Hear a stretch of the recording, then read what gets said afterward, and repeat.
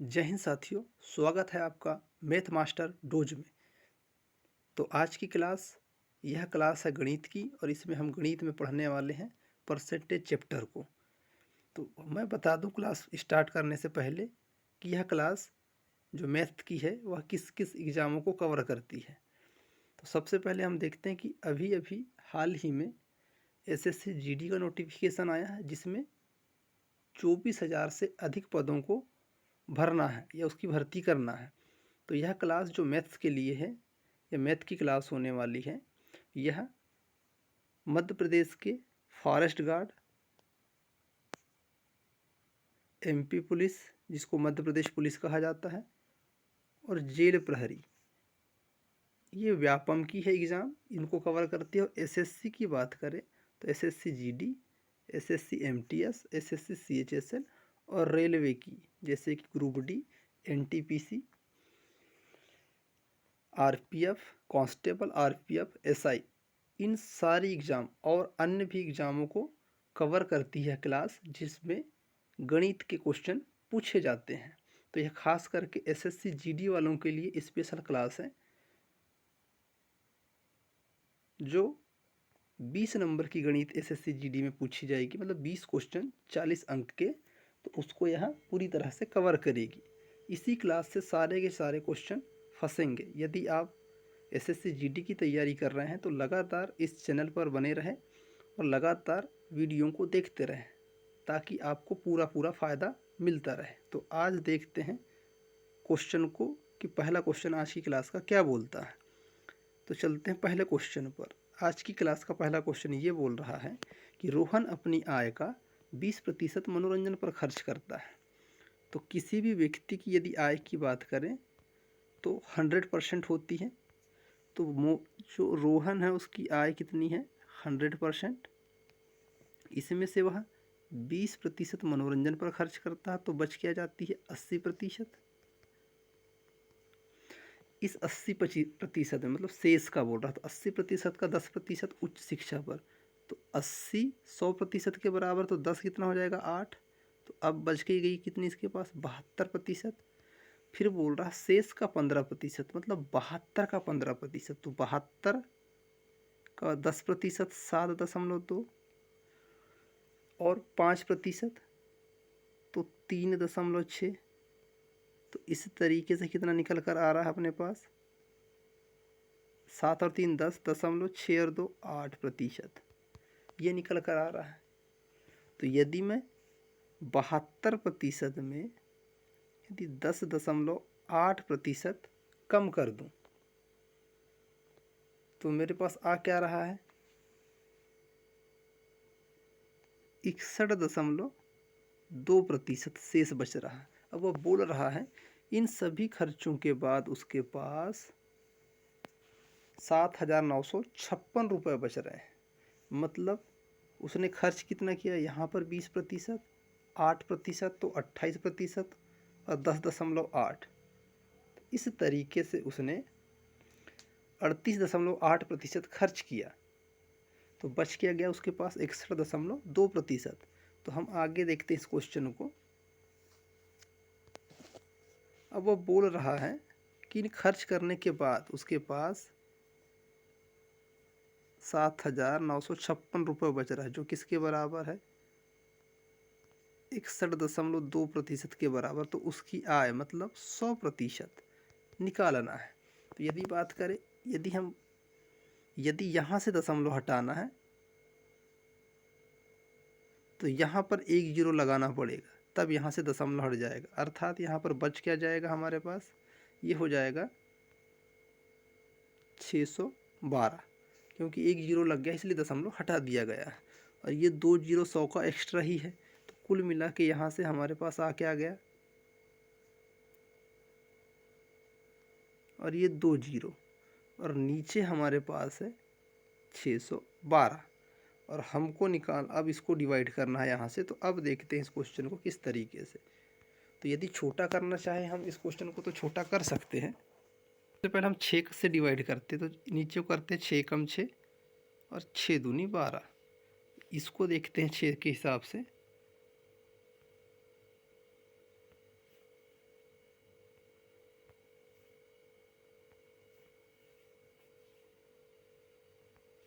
तो 6 कम 6 बचा 1 तो 19 हो गया। 6 तिया 18 बचा 1 तो 15 हो गया। 6 दूनी 12 बचा 3 तो 36, 6 6 36 और 3 जीरो की 3 जीरो। इस तरीके से यह बढ़ा। अभी हम अगर से बात करें इसको और काटना चाहें तो और छोटा कर सकते हैं। तो हम सबसे पहले देखते हैं इसको कैसे कट सकता है। तो 3 से काट दें। 3 तिया 9, 3 चौ 12। 3 से काट के देखते हैं। 3 चौ 12, 3 चौ 12 और 3 दूनी 6 और 3 जीरो की 3 जीरो। फिर हम काटते हैं इसको 2 से, तो कट जाएगा 17 बार में और ये कट जाएगा 2 2 1 0 0 0।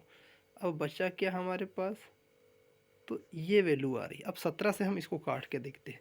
तो 17 एकम 17 बचा क्या हमारे पास 5 और 17 तिया 51, 3 जीरो का 3 जीरो। इस तरीके से हमारे पास 13,000 निकल कर आ रहा है उसकी आय का। तो हम देखते हैं कि ऑप्शन में कहाँ पर है ये। तो 13,000 है ऑप्शन नंबर डी पर। तो इस तरीके से उसकी आय 13,000 थी।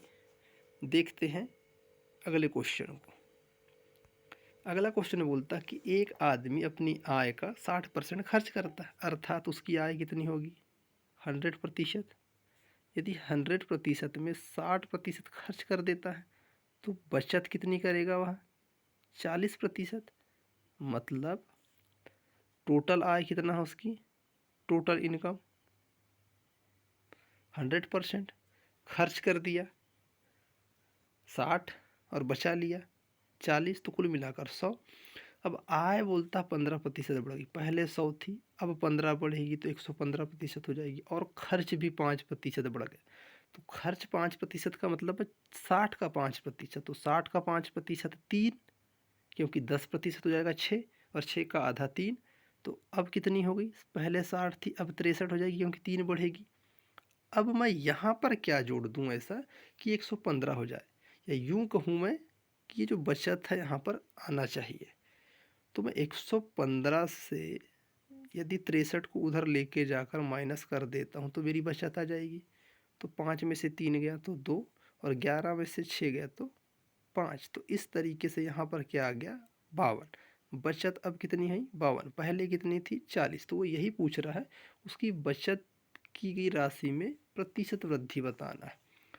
पहले 40 की बचत थी, अब 52 बचत कर रहा है, अर्थात 12 एक्स्ट्रा बचा रहा है किसने पर 40 पर, इंटू 100। 20 से काटूंगा तो 2 बार में, 20 से काटा तो 5 बार, 2 से काटा 12 को तो 6 बार में और 6 पंचे 30। तो इस तरीके से उसमें बचत में उसकी वृद्धि हुई है 30% की, जो हमें ऑप्शन नंबर ए पर दिखाई दे रहा है। तो इसका आंसर हो जाएगा ए। देखते हैं अगले क्वेश्चन को। अगला क्वेश्चन ये बोल रहा है कि एक व्यक्ति अपनी आय का 70% खर्च करता है, तो 100% उसकी आय है, तो खर्च क्या है उसका 70%। तो बचत कितनी हो जाएगी 30%। तब तो खर्च प्लस बचत बराबर आय।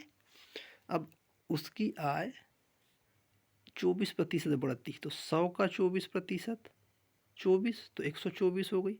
और खर्च भी बोल रहा है कितना बढ़ रहा है 15%। तो 70 का 15, तो 70 का 10 7 और 5% 3.5, तो कुल मिला के 10.5 बढ़ेगा। अर्थात 70 में 10.5 अगर से बढ़ जाए तो कितना हो जाएगा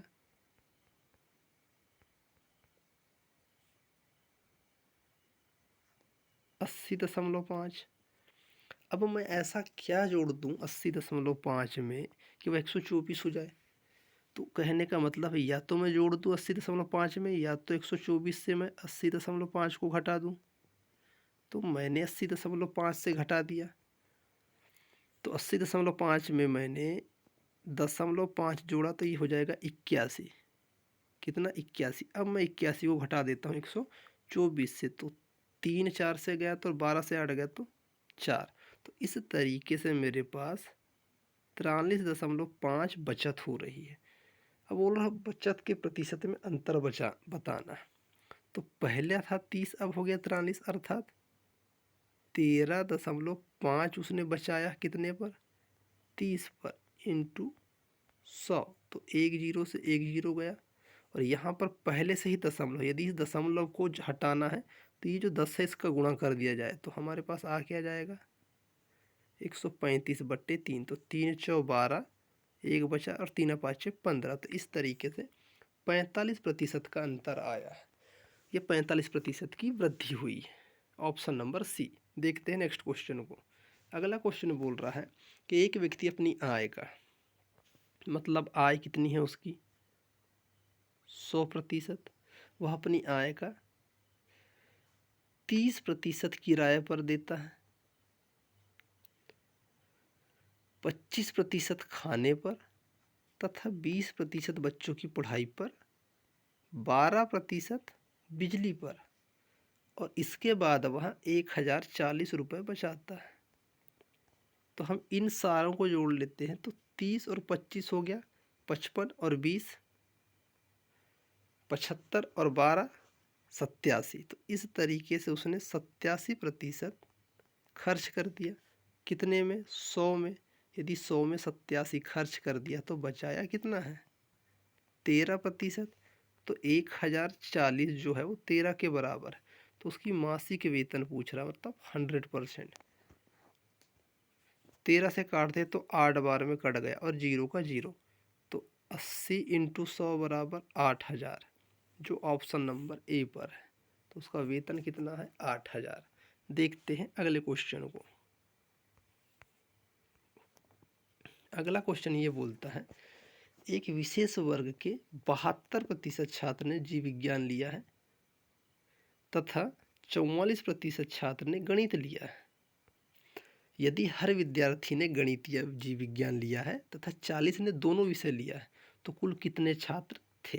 कहने का तात्पर्य ये बोल रहा है कि 72% लोगों ने कितना क्या लिए, जीव विज्ञान, प्लस 44% लोगों ने गणित लिए। तो इसको यदि हम जोड़ते हैं तो कितना हो जा रहा है हमारे पास, 6 11, मतलब 116% हो रहा है। जबकि कोई भी संख्या अपने आप में 100% होती है, अर्थात ये 16% ज़्यादा है। क्यों ज़्यादा है, क्योंकि 72% तो जीव विज्ञान में और 44 गणित में, परंतु उसने बोला कि 40 लोग हैं ना, वो दोनों विषय में है। कहने का मतलब यहाँ तो सिर्फ 72 विषय में है जीव विज्ञान में, और 44 गणित में, परंतु इन दोनों में भी तो किसी न किसी ने लिया होगा। तो वो जो है उनकी संख्या है दोनों विषय लेने वालों की 40, अर्थात 100 से ज़्यादा। तो कितने हैं, 16। तो हमको पूछा कुल कितने छात्र हैं, तो 100%। यदि 4 से काटे तो 4 चौ 16, 4 दहा 40। यदि 4 से काटता हूँ 100 को तो 25 बार में। तो इस तरीके से 25 गुणा 10 बराबर 250। तो छात्र कितने हैं कक्षा में जिन्होंने गणित और विज्ञान सारे विषय लिए हैं, तो 250, ऑप्शन नंबर ए पर। Next question. अगला क्वेश्चन ये बोलता है कि यदि एक व्यक्ति अपनी आय का खर्च कर लेता है तो उसकी आय कितनी है, 100%। किसी की आय यदि 100% है तो उसका खर्चा क्या है, 75। तो खर्च प्लस बचत बराबर आय, तो 25 उसकी बचत होगी। अब आय में 20% की वृद्धि होगी, 100 में 20 की वृद्धि होगी तो 120, और खर्चा भी 10% बढ़ जाता, अर्थात खर्चा कितना, 75%। तो 10% 7.5, तो हो कितना जाएगा, 82.5। 7 अगस्त से जोड़ते हैं तो मैं 120 में यदि 82.5 को माइनस कर दूं तो मेरे पास खर्चा बचत आ जाएगा। तो मैं 82.5 में क्या जोड़ दूं कि 83 हो जाए, तो 0.5।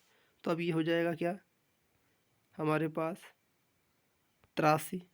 तो हम यदि 120 से 83 को डायरेक्ट घटा दें तो हमारे पास निकल कर क्या जाएगा, बचत। तो 120 से यदि मैं 83 को घटाता हूँ तो 37 निकल कर आ रहा है। कितना 37.5%। पहले कितना था 25, अब हो गया 37.5%, अर्थात 12.5% की वृद्धि हुई है। कितने पर? 25% पर। इंटू 100, तो 25 चौको 100 और 12.5 या 12.5 का 4 से गुणा करेंगे तो हमारे पास आ जाएगा 50%, अर्थात ऑप्शन नंबर बी। देखते हैं अगले क्वेश्चन को। अगला क्वेश्चन यही बोल रहा है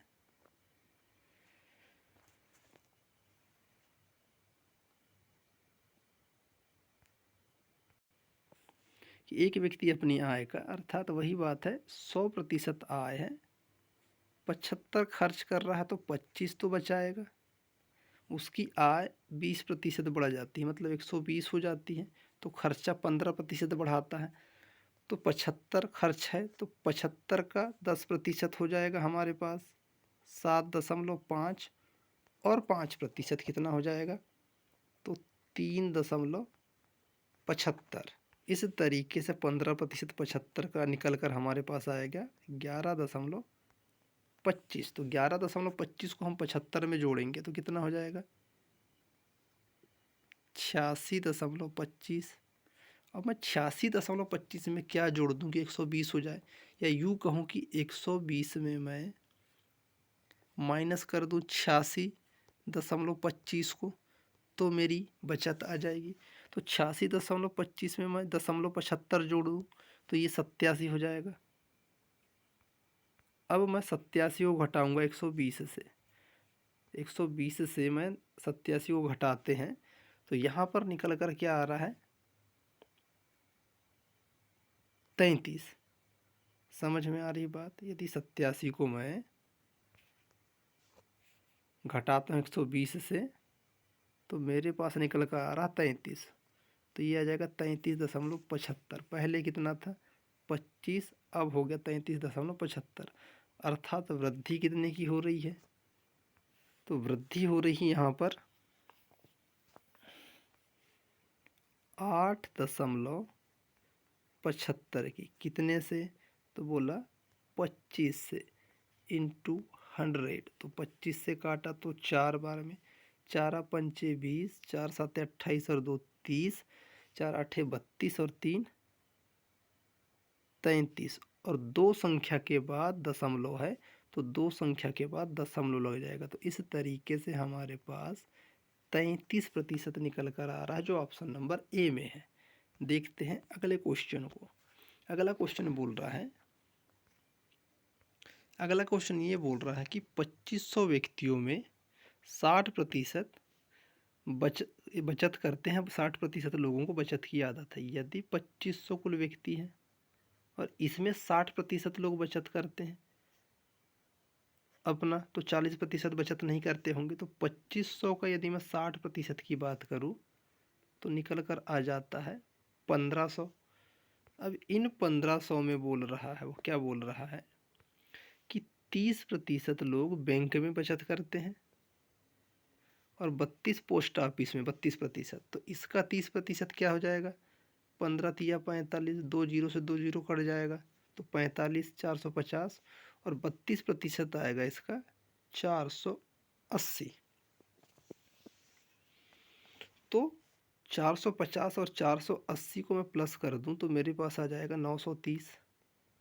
मतलब इन 1500, कहने का मतलब 2500 का 60% 1500 बचत करते हैं। इन 1500 में 450 बैंक में बचत करते हैं और 480 पोस्ट ऑफिस में। इस तरीके से 930 लोग बचत करते हैं बैंक में और पोस्ट ऑफिस में। तो 1500 लोगों बचत करते हैं, उनमें से 930 तो ये हो गए बचत करने वाले।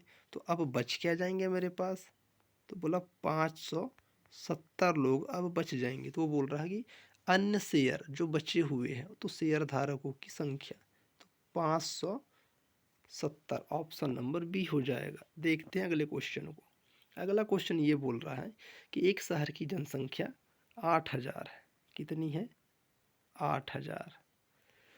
पुरुष एवं महिलाओं की संख्या में 10%, मतलब मेल की संख्या में 10% की वृद्धि हो रही है और फीमेल की संख्या में 8% की वृद्धि हो रही, लेकिन कुल टोटल जनसंख्या का मतलब मेल और फीमेल में कितने का हो रहा, तो 9 की वृद्धि हो रही।